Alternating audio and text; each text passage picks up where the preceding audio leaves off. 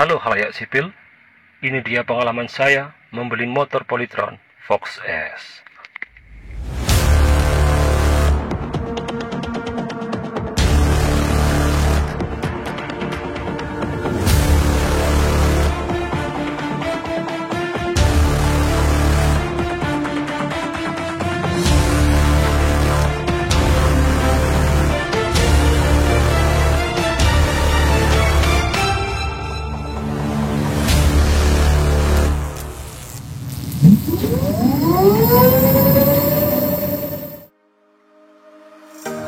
Halo masyarakat sipil, kali ini saya akan berbagi pengalaman bagaimana tahapan-tahapan membeli sebuah motor listrik pabrikan Polytron dengan seri Polytron Fox S di Tokopedia. Kenapa Tokopedia? Karena lebih mudah, praktis, dan diskonnya bikin terbelalak.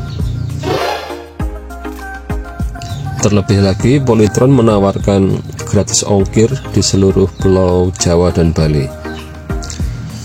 Oke, jadi langsung saja ke tahap-tahap bagaimana cara pembeliannya.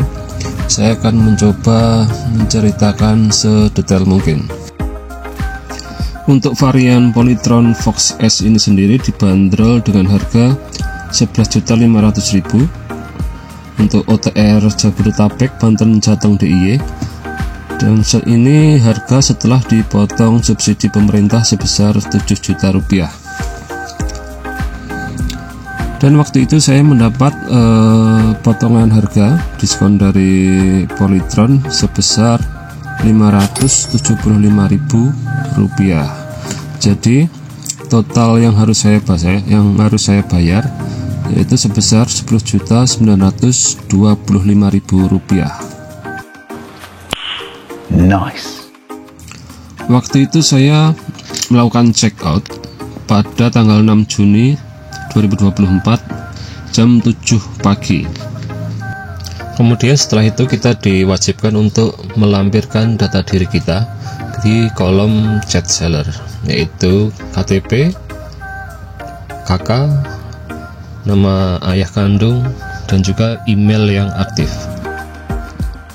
Hal ini dilakukan karena untuk verifikasi data diri kita, apakah kita berhak mendapatkan subsidi dari pemerintah atau tidak. Karena sepanjang yang saya tahu bahwa untuk mendapatkan subsidi itu dibatasi 1 KTP untuk 1 unit motor subsidi. Jadi skemanya, jika kita dinyatakan berhak atas subsidi, di uang yang sudah kita transfer tadi, maka akan dilakukan untuk proses selanjutnya, yaitu pengiriman unit motor. Namun jika kita tidak dinyatakan berhak untuk subsidi, maka dari pihak Polytron akan mengirimkan penawaran untuk tetap lanjut, namun dengan catatan menambahkan uang subsidi sebesar 7 juta atau ingin membatalkan pesanan. Jika ingin membatalkan pesanan, maka uang yang sudah kita transfer tadi akan dikembalikan ke rekening kita. Pada jam 9 malam, saya mendapat chat dari seller bahwa saya dinyatakan berhak atas subsidi sebesar 7 juta rupiah. Lalu setelah itu, dari pihak Polytron mengirimkan saya email, yaitu berupa dokumen kontrak yang berisi perjanjian antara penjual dan pembeli, yang nantinya harus kita tanda tangani dan kita kirim kembali ke pihak Polytron. Di tanggal 8 Juni atau 2 hari setelahnya, di Tokopedia saya, status pembelian saya itu berubah dari diproses menjadi dikirim. Nah, namun di situ tidak tertera waktu pengiriman, dari mana dia dikirim, ataupun estimasi tiba itu tidak ada, semuanya kosong. Jadi saya bertanya-tanya dong. Lalu saya tanya ke CS-nya, kemudian dari CS memberitahu bahwa pengiriman akan dilakukan maksimal 14 hari setelah kita menandatangani kontrak. Jadi ya, apa mau dikatakan? Oke, kita tunggu aja. Dan setelah menunggu beberapa hari, tepatnya tanggal 14 Juni jam 7.30, setengah 8 pagi, saya ditelepon oleh sebuah nomor biasa, bukan nomor perusahaan ataupun nomor cantik, yang memperkenalkan diri bahwa beliau ini kurir dari Polytron yang ingin mengirimkan unit motor kepada saya, dan saya diminta untuk memberikan informasi lokasi saya. Oh iya, sebelumnya saya informasikan bahwa saya bertempat di Kabupaten Kebumen, dan di Kebumen sendiri belum ada showroom ataupun dealer Polytron motor ya. Jadi showroom terdekat itu ada di Yogyakarta dan juga di Purwokerto. Tapi ternyata unit yang saya pesan itu ternyata dikirim dari showroom Klaten yang jaraknya itu sekitar 125 kilo dari tempat saya tinggal. Jadi bukan dari showroom Jogja ataupun dari Purwokerto, showroom terdekat dari kota saya.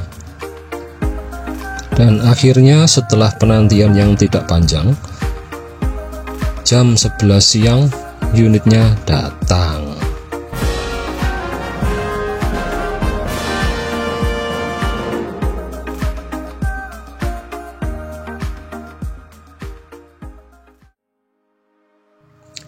Jadi itu tadi rangkaian tahapan bagaimana saya membeli motor listrik Polytron melalui aplikasi online. Untuk teman-teman yang tertarik untuk meminang motor ini, ada beberapa hal yang perlu diperhatikan.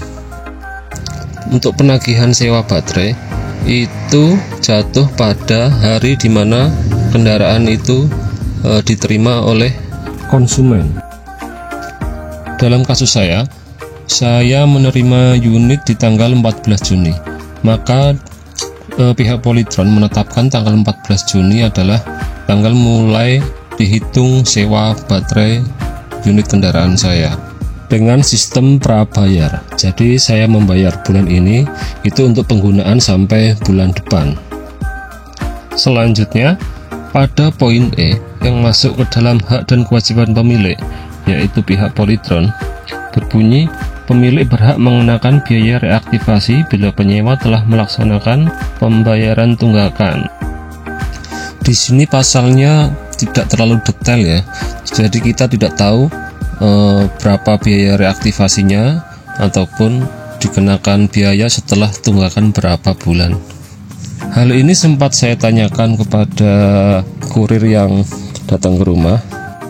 Dijelaskan bahwa jika kita tidak membayar sewa baterai selama 1 bulan, maka secara otomatis kecepatan motor kita dibatasi maksimal 30 km per jam.